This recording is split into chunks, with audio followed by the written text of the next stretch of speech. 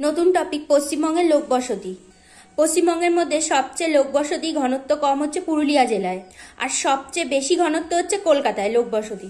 দার্জিলিংয়ের অধিকাংশ অধিবাসী হলো নেপালি। পার্বত্য অঞ্চলে ধূসর বাদামি রঙের পটসল মাটি দেখা যায়। দার্জিলিংয়ের পার্বত্য অঞ্চলের একটি পর্যটন কেন্দ্রের নাম হলো মিরিক। পশ্চিমবঙ্গের 73.18% ভূমিভাগ কৃষিযোগ্য। পশ্চিমবঙ্গের মাটি ও স্বাভাবিক উদ্ভিদ। ল্যাটেরাইট মাটিতে জন্মায় এমন একটি বৃক্ষের নাম হলো পলাশ।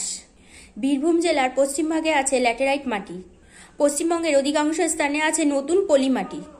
হাওড়া জেলার বেশিরভাগ অংশে দেখা যায় নতুন পলিমাটি। শ্বাসমূল ও ঠেসমূল থাকে ম্যানগ্রোভ অরণ্যের গাছে। তরাই অঞ্চলের মাটিতে জৈব পদার্থ থাকে বলে মাটির রং কালো হয়। ল্যাটেরাইট মাটির রং লাল, কারণ এতে থাকে লোহা। লবণাক্ত জমিতে বেশি হয় গড়ান গাছ। তরাই অঞ্চলে বেশি দেখা যায় চিরসবুজ অরণ্য। মালভূমি অঞ্চলে বেশি দেখা যায় পর্ণমোচী উদ্ভিদ।